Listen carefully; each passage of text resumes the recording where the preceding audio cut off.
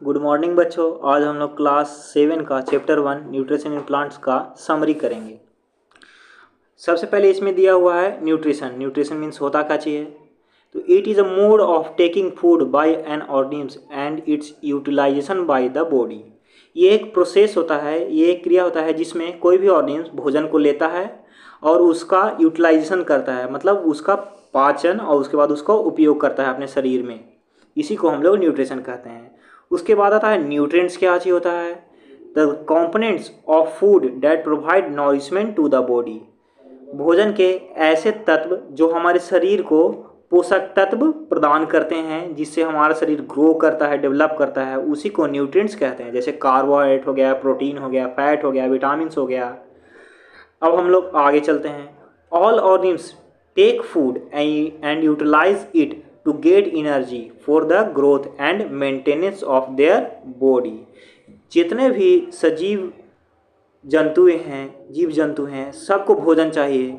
क्यों चाहिए? ताकि वो लोग भोजन का इस्तेमाल कर सकें, वो लोग को एनर्जी मिल सके, और वो लोग का जो सेल डैमेज होता है, ये उन लोग का जो शरीर के मेंटेनेंस के लिए और ग्रोथ के लिए वो लोग फूड को लेते हैं। Green plants synthesize their food themselves by process of photosynthesis. They are autotrophs. ऐसे प्लांट, ऐसे हरे भरे प्लांट जो आप स्वयं भोजन बनाते हैं फोटोसिंथेसिस के माध्यम से, उस तरह के प्लांट को क्या कहा जाता है? तो ऑटोट्रॉप्स कहा जाता है। ऑटोट्रॉप्स कहा जाता है। अब हम लोग आगे चलते हैं। फोटोसिंथेसिस क्या चीज़ होता है उसके बारे में समझते हैं। Photosynthesis, green plant prepare their own food with the help of carbon dioxide and water taken from the environment in presence of sunlight called chlorophyll for the manufacture of food. Photosynthesis ऐसा क्रिया है जिसमें green plants अपना भोजन स्वयं बनाते हैं carbon dioxide, water और इन्वायरमेंट के प्रेजेंस में और सनलाइट के माध्यम से, क्लोरोफिल के माध्यम से अपना भोजन बनाते हैं। इसी को हम लोग फोटोसिंथेसिस कहते हैं। This process is known as photosynthesis. यही क्रिया को हम लोग फोटोसिंथेसिस कहते हैं, जिसमें पेड़, हरे भरे पेड़ पौधे अपना भोजन स्वयं बनाते हैं वाटर, कार्बन डाइऑक्साइड, सनलाइट और क्लोरोफिल के माध्यम से। अब हम लोग आगे चलते हैं। Plant use simple chemical substance like carbon dioxide, water, minerals for synthesis of food.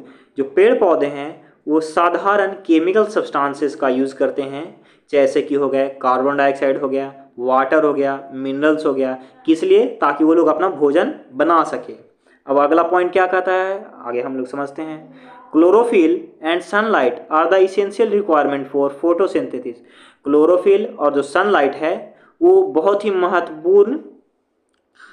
महत्वपूर्ण है फोटोसिंथेसिस के लिए। अगर क्लोरोफिल नहीं होगा तो फोटोसिंथेसिस नहीं होगा, सनलाइट भी नहीं होगा तो फोटोसिंथेसिस भी नहीं होगा, क्योंकि फोटोसिंथेसिस सनलाइट में ही हो सकता है और क्लोरोफिल की मदद से ही हो सकता है। अगर क्लोरोफिल भी नहीं रहेगा तो नहीं होगा, और नहीं सनलाइट रहेगा तो।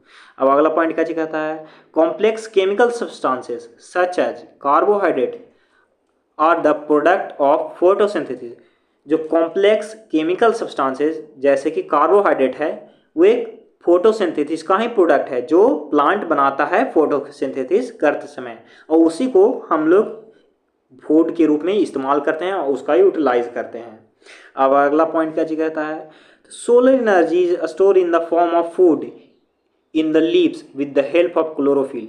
सोलर एनर्जी है वो भोजन के रूप में पत्तों में स्टोर होता है। किसके मदद से? तो क्लोरोफिल की मदद से, क्योंकि पत्तों में ही क्लोरोफिल होता है। क्लोरोफिल के बिना फोटोसिंथेसिस होगा नहीं। अब अगला point, oxygen is produce during photosynthesis.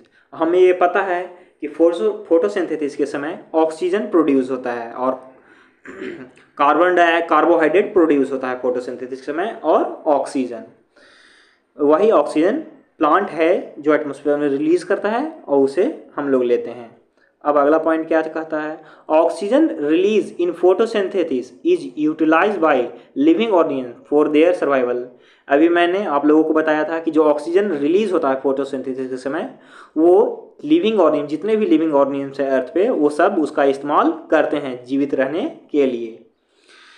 अगला point, fungi derives nutrition from dead decaying matter, they are called saprotrophs. Fungi अपना न्यूट्रिएंट्स कहाँ से लेता है, पोषण कहाँ से लेता है, तो डेड और डिकेइंग मैटर से लेता है, सड़े गले हुए पदार्थ से और मरे हुए जीव जंतुओं से लेता है, इसी कारण वो सेप्रोट्रॉप्स में आता है। वहीं प्लांट लाइक कस्टूटा और parasite, they take food from the host plants. वहीं उसके जगह पे कुछ प्लांट ऐसे हैं जैसे कि कस्टूटा है, वो एक पारासाइट है। क्यों पारासाइट है?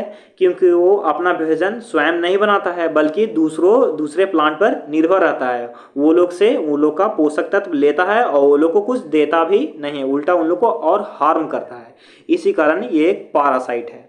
अगला पॉइंट अब क्या कहता है, a few plant and animals are dependent on other for their nutrition called heterotrophs. कुछ पेड़ पौधे और सारे जानवर अपने भोजन के लिए, अपने पोषण के लिए दूसरे ऑर्गेनिम्स के या दूसरे पेड़ पौधे पे निर्भर रहते हैं। इस तरह के न्यूट्रिशन को हम लोग क्या कहते हैं, हेटरोट्रॉप्स कहते हैं। इस तरह के एनिमल्स को भी हम लोग हेटरोट्रॉप्स कहते हैं। जैसे कि पीचर प्लांट, वो हेटरोट्रॉप भी है, ऑटोट्रॉप भी है। अब आता है पारासाइट क्या होता है, तो organism that live on body of organisms, other organisms, ऐसे जीव जंतु जो दूसरे जीव जंतु को शरीर पर रहते हैं, वो लोग से ही न्यूट्रिशन लेते हैं और वो लोग को ही नुकसान करते हैं, इसे हम लोग पारासाइट कहते हैं। अगला point, all parasite plant need feed on other plant as either. जितने भी पारासाइटिक प्लांट हैं वो अपने भोजन के लिए दूसरे प्लांट पे फीड करते हैं, दूसरे प्लांट पे निर्भर रहते हैं। Plant, all parasite plant feed on other plant. जितने भी पारासाइट प्लांट हैं वो अपने भोजन के लिए दूसरे पेड़ पौधों पे निर्भर रहते हैं, दूसरे पेड़ पौधों को खाते हैं या जीव जंतुओं को खाते हैं। पारासाइट दो प्रकार के होते हैं, पार्शियल पारासाइट जो आधे पारासाइट होते हैं और आधे हेटरोट्रॉप्स होते हैं। Obtain some of their nutrients from the host, example planted cup. जैसे कि पारासाइट में आ गया, ऐसे प्लांट्स होते हैं जो अपने भोजन के लिए दूसरे जीव जंतुओं पर निर्भर रहते हैं, जैसे कि प्लांटेड कप एक पेड़ है जो अपने भोजन के लिए दूसरे जीव जंतुओं पर निर्भर रहता है। ये हो गया पहला पारासाइट का प्रकार। दूसरा होता है total parasite, depend completely on the host of a nutrients. ये पूरी तरह से किसी दूसरे पेड़ पौधे पे निर्भर रहता है अपने न्यूट्रिशन के लिए। अब आता है सेप्रोफाइटिक्स क्या चीज़ होते हैं, इसके बारे में हम लोग समझते हैं। Organisms that obtain nutrients from dead and decaying plant and animal matter.